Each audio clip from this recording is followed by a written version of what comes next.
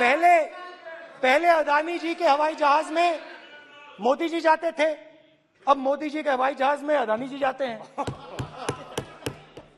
पहले लोकल मामला था, फिर नेशनल मामला हो गया, उसके बाद इंटरनेशनल मामला हो गया। अदानी जी के लिए बोरिस जॉनसन का बेटा काम करता है, आपको पता नहीं मालूम है या नहीं मालूम? भाई मेरा प्रधानमंत्री जी से 2-3 सवाल है। How many times did you travel together with Adani ji? How many times did Adani ji join you later on a visit? How many times did Adani ji travel to a country immediately after you did? And in how many of these countries after you visited did Adani ji get a contract? पहले गुजरात का मामला था, फिर ये हिंदुस्तान का मामला हुआ, अब ये इंटरनेशनल मामला हो गया है। तो कुछ दिन पहले ये हिंडनबर्ग रिपोर्ट आई, उसमें लिखा था कि अदानी जी की हिंदुस्तान के बाहर शेल कंपनीज हैं। ये जो शेल कंपनीज हैं, सबसे पहला सवाल है ये हैं किसकी? ये किसकी है मॉरिशस में जो शेल कंपनीज हैं? और ये जो हजारों करोड़ रुपया ये शेल कंपनीज हिंदुस्तान में भेज रही हैं, ये किसका पैसा है?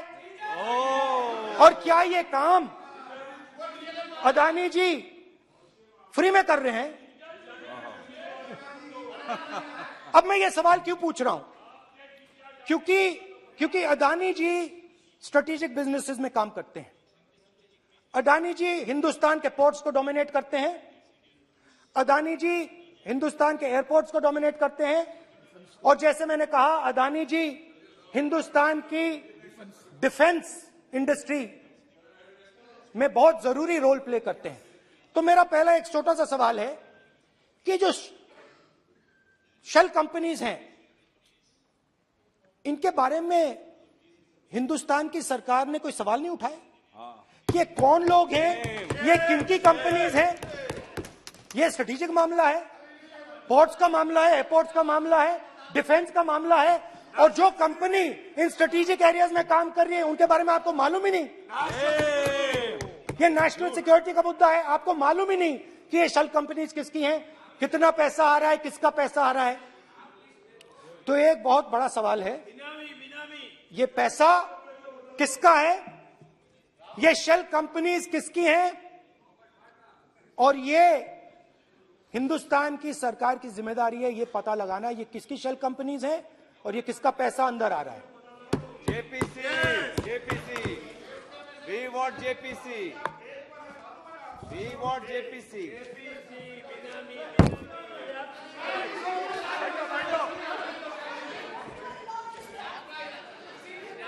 अच्छा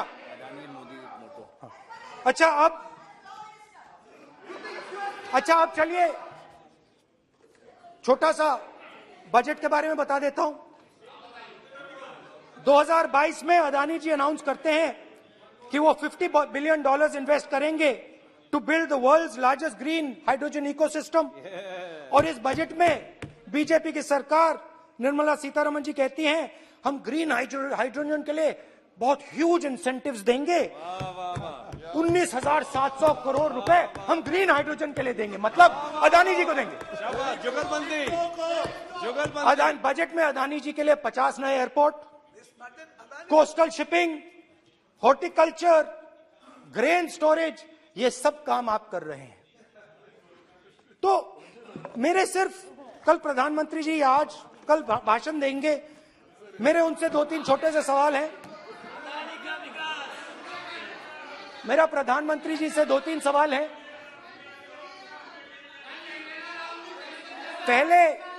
पहले अदानी जी के हवाई जहाज में मोदी जी जाते थे, अब मोदी जी के हवाई जहाज में अदानी जी जाते हैं। पहले लोकल मामला था, फिर नेशनल मामला हो गया, उसके बाद इंटरनेशनल मामला हो गया। अदानी जी के लिए बोरिस जॉनसन का बेटा काम करता है, आपको पता नहीं मालूम है या नहीं मालूम? भाई सॉरी, नहीं बेटा भी, भाई काम करता है। तो ये मामला पहले गुजरात का मामला था, फिर ये हिंदुस्तान का मामला हुआ, अब ये इंटरनेशनल मामला हो गया है। तो मेरा सवाल प्रधानमंत्री जी से, और सिंपल सवाल है, प्रधानमंत्री जी आपकी फॉरेन ट्रिप्स पे अदानी जी और आप कितनी बार एक साथ गए? Adani ji, how many times did you travel together with Adani ji? How many times did Adani ji join you later on a visit? How many times did Adani ji travel to a country immediately after you did? Good question. And in how many of these countries after you visited did Adani ji get a contract? Good question. Also an important question, जरूरी सवाल, अदानी जी ने BJP को पिछले 20 साल में कितने पैसे दिए हैं?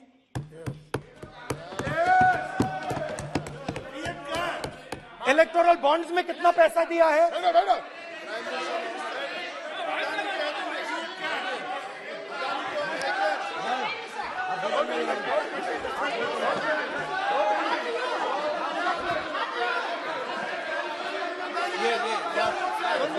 And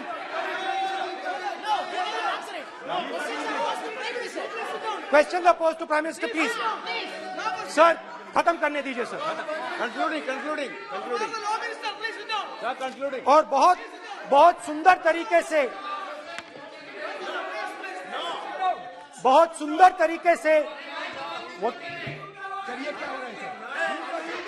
सर, मैं सिर्फ इतना कहना चाहता हूं, राहुल जी अभी आप सीनियर एमपी हो गए हैं, आप एक सीनियर एमपी हो चुके हैं.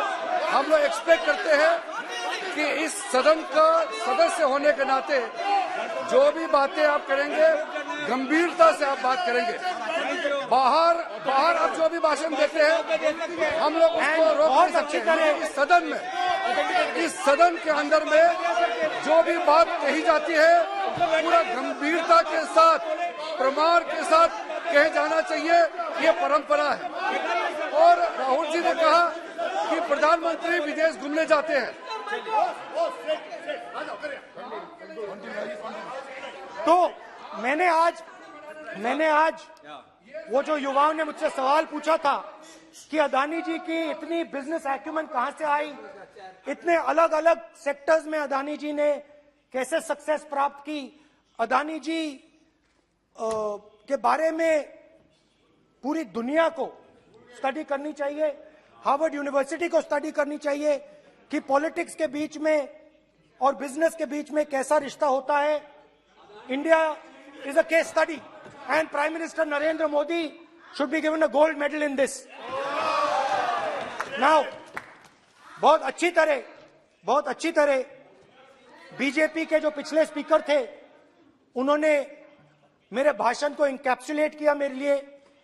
बहुत अच्छी तरह आपने जो मैं सोच रहा था आपने उससे और भी अच्छी तरीके से बोल दिया. Coming together is a beginning, keeping together is progress, working together is success. Adani ji and Narendra Modi ji, thank you.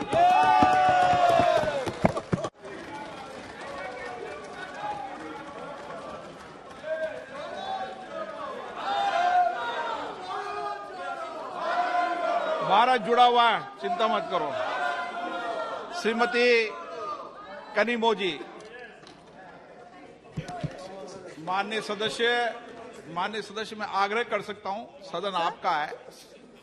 कोई अपनी यात्रा पर चर्चा करता है, कोई करता है, अच्छी हो राष्ट्रपति अभिभाषण पर चर्चा करो आप, तो ठीक लगेगा.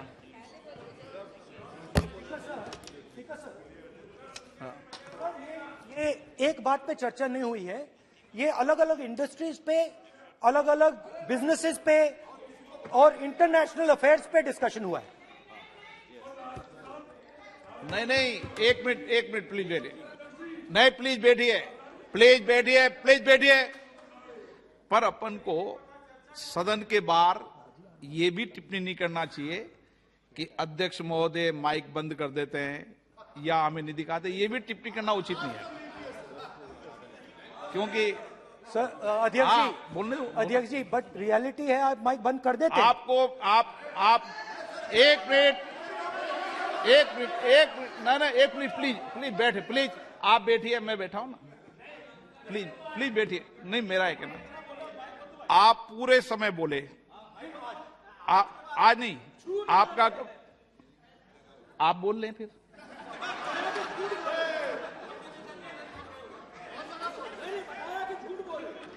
आप पूरे, ठीक है, थैंक यू।